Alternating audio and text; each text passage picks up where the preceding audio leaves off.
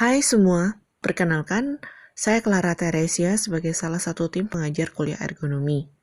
Kita akan melaksanakan kuliah online, dan kalian diharapkan bisa belajar mandiri melalui online learning yang disampaikan.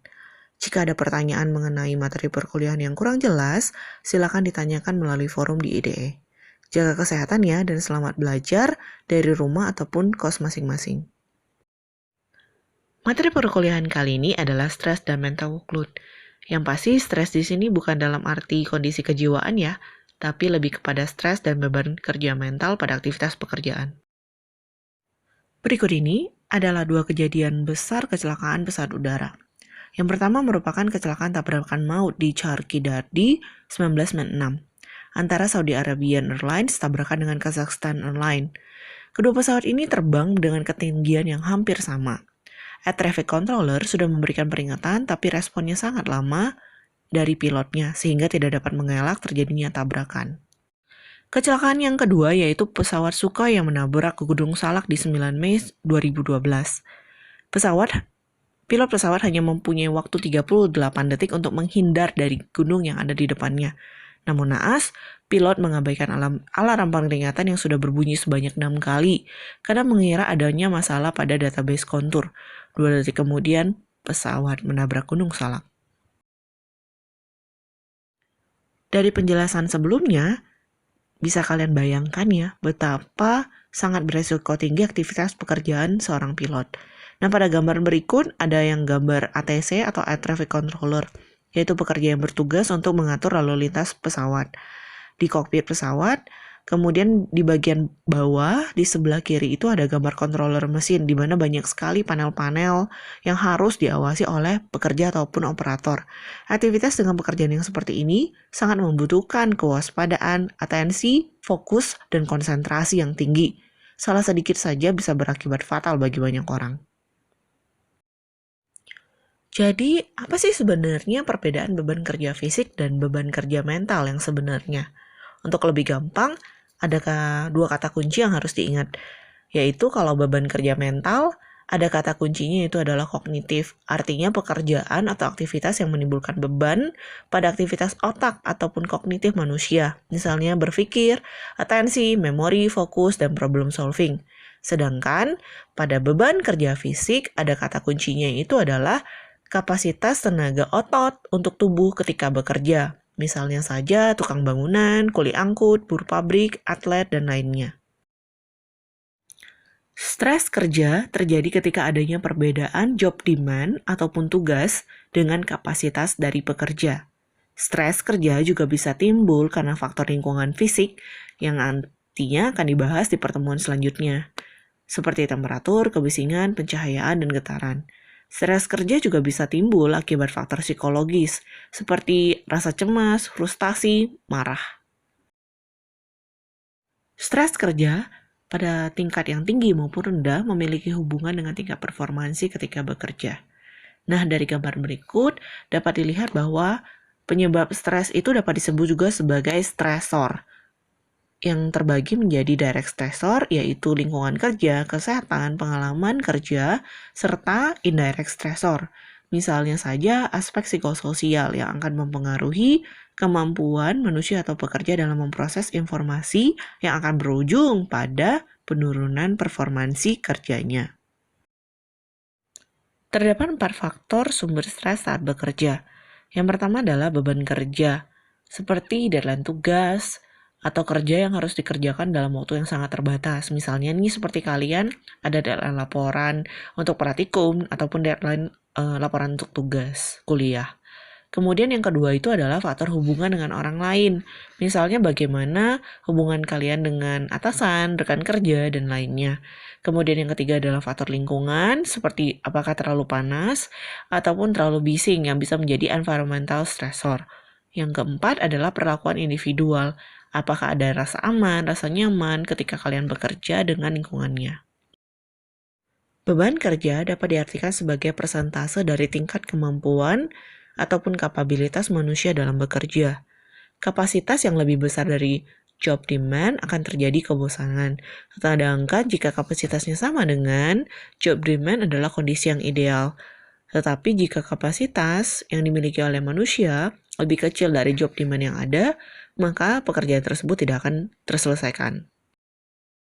Nah, gimana sih caranya melakukan pengukuran beban kerja? Tujuan untuk melakukan pengukuran sendiri sebenarnya adalah untuk memprediksi apakah beban kerja seseorang itu sudah pas apa tidak, dan juga bisa memprediksi performansi kerjanya bagaimana, sehingga bisa dilakukan perbaikan ke depannya. Ada beberapa cara yang biasanya dilakukan untuk mengukur beban kerja. Salah satunya adalah primary task, secondary task, objektif, dan subjektif. Pengukuran beban kerja mental secara objektif dapat digunakan dengan memperhatikan tanda-tanda fisiologis yang ada seperti diameter pupil, gelombang otak dengan menggunakan EEG, ataupun alat-alat ukur lainnya. Kelebihannya adalah data yang diperoleh itu akan jauh lebih kuantitatif dan akurat. Kekurangannya akan mengganggu objek saat bekerja, karena ada sejumlah instrumen yang harus dipasang pada pekerja ketika kita melakukan pengukuran beban kerja mental tersebut. Pengukuran beban kerja mental dengan primary task adalah mengukur jumlah kesalahan, tingkat performansinya bagaimana, serta mengukur kecepatan reaksi.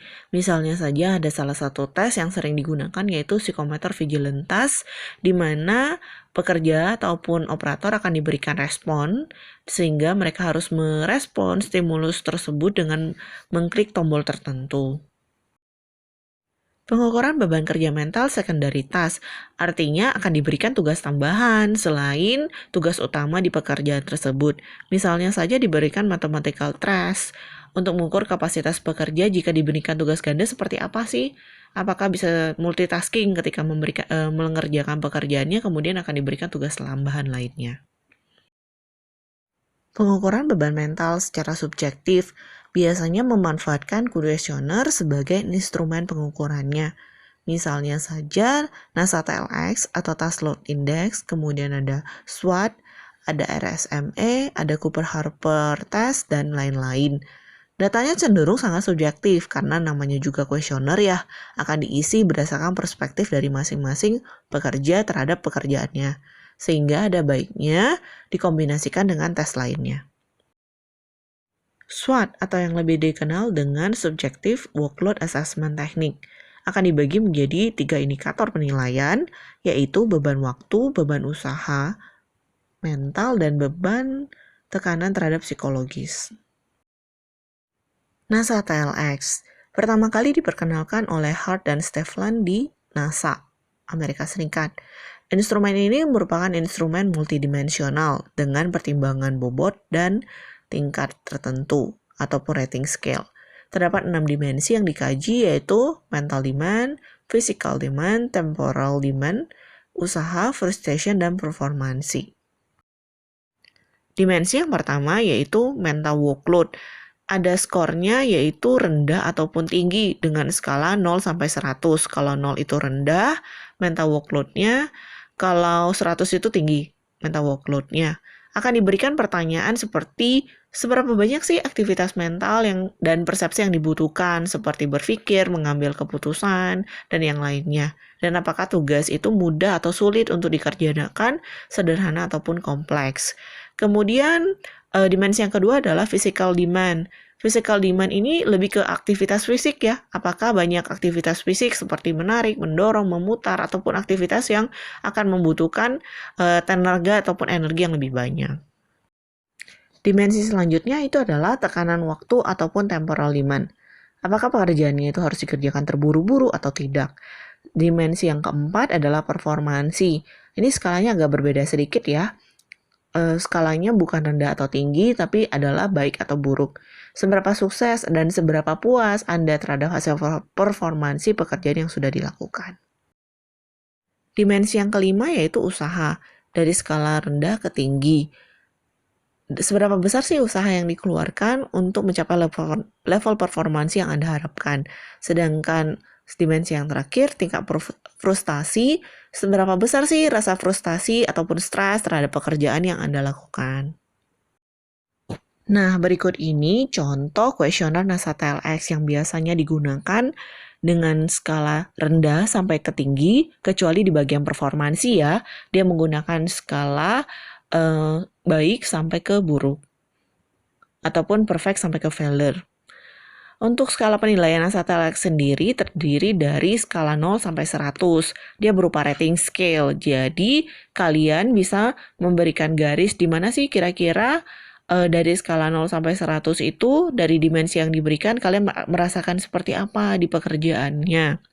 Tahapan pertama, tentukan terlebih dahulu rating scale-nya dari skala 0 sampai 100. Berikan tanda silang di sepanjang garis yang mewakili beban kerja yang Anda alami. Selanjutnya, setelah menentukan rating, tahap kedua yaitu menentukan bobot. Pada NASA TLX terdapat 6 dimensi yang tadi itu ya. MD singkatan dari mental demand, PD singkatan dari physical demand, TD temporal demand, OP adalah performance, EF itu effort, FR itu adalah frustration. Kemudian berikan lingkaran pada masing-masing pasangan. Misalnya pada pekerjaan seorang IT, lebih besar physical demand sih atau mental demand sih? Kalau misalnya kalian merasa mental demand-nya yang paling besar, silakan lingkari mental demand. Lingkarinya salah satu saja ya.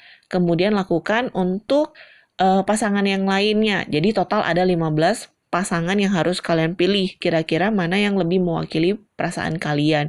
Dan untuk mempermudah kalian, gunakan rujukan dari rating scale itu ya untuk menentukan bobot mana yang akan kalian pilih yang lebih dominan. Nah, sekarang sudah ada contoh perhitungan yang sudah dilingkari bobotnya dan sudah diisi, disilang-silangi rating scale-nya di mana. Tugas Anda akan menjumlahkan tally bobotnya, misalnya PD ada berapa sih sampai ke effortnya ada berapa. Ingat tadi total yang akan dijumlahkan itu harus 15. Tahap selanjutnya, rating scale yang sudah Anda buat dari silangan tadi akan dikalikan dengan bobotnya untuk mendapatkan yang namanya produk. Kemudian silakan jumlahkan ke bawah untuk mendapatkan total ataupun sum score. Misalnya kalau di sini tuh sum score-nya 490 dan bobotnya ingat tadi ya ada 15 bobot. Kemudian Anda bagikan sehingga mendapatkan nilai skor rata-rata NASA TLX-nya adalah 32 untuk aktivitas yang pertama. Nah, di sini ada yang namanya tabel kategori penilaian NASA TLX. Interval penilaian dibagi menjadi 5 kategori, mulai dari rendah hingga ke sangat tinggi. Sangat tinggi di sini artinya mental workload-nya itu sangat tinggi. Untuk skor penilaian sebelumnya, yang tadi skor 32 akan masuk kepada kategori beban kerja mental yang agak tinggi. Nah, sekarang yuk kita latihan menghitung beban kerja mental dengan menggunakan instrumen NASA TLX. Gunakan perspektif Anda sebagai seorang mahasiswa. Jadi yang akan diukur di sini adalah bagaimana sih beban kerja mental seorang mahasiswa. Gunakan paduan di NASA TLX tadi ya untuk pertanyaan-pertanyaan apa saja yang akan Anda isi. Ambil kertas masing-masing, kemudian buat gambar rating scale dan untuk NASA TLX-nya sendiri. Tuliskan nama dan NPM masing-masing ya, jangan lupa. Kemudian bagian yang pertama, ambil kertas kosong, kemudian udah tuliskan nama dan NPM, kemudian isi bagian rating untuk 6 dimensi, mulai dari mental, physical, temporal, effort, performansi, dan prestation level. Kemudian di bagian tahapan kedua, lingkari bobot yang ada dari 15 perbandingan. Lingkari yang paling mewakili kondisi Anda saat ini. Kemudian jumlahkan bobot tersebut, perkalian rating scale tadi. Ingat jangan lupa ya, rating scale akan dikalikan dengan bobot, kemudian dijumlahkan ke bawah, baru dibagi dengan 15. Dapatlah skor dari NASA TLX yang akan menjadi pedoman kalian untuk mengecek skor kalian itu untuk beban kerja mental sebagai seorang mahasiswa itu berada di kategori yang mana. Masing-masing pastinya beda ya, karena tiap orang itu punya perspektif yang berbeda. Tahapan selanjutnya, silakan foto hasil kerja yang Anda sudah lakukan di kertas tersebut, kemudian akan kalian submit di Edpuzzle yang sudah ada disediakan setelah video ini selesai. Jangan lupa dikerjakan. Dan jangan lupa ya, Jika ada yang masih bingung ataupun ada yang masih ragu bagaimana cara menghitung nasabah TLX, silakan tanyakan di bagian forum.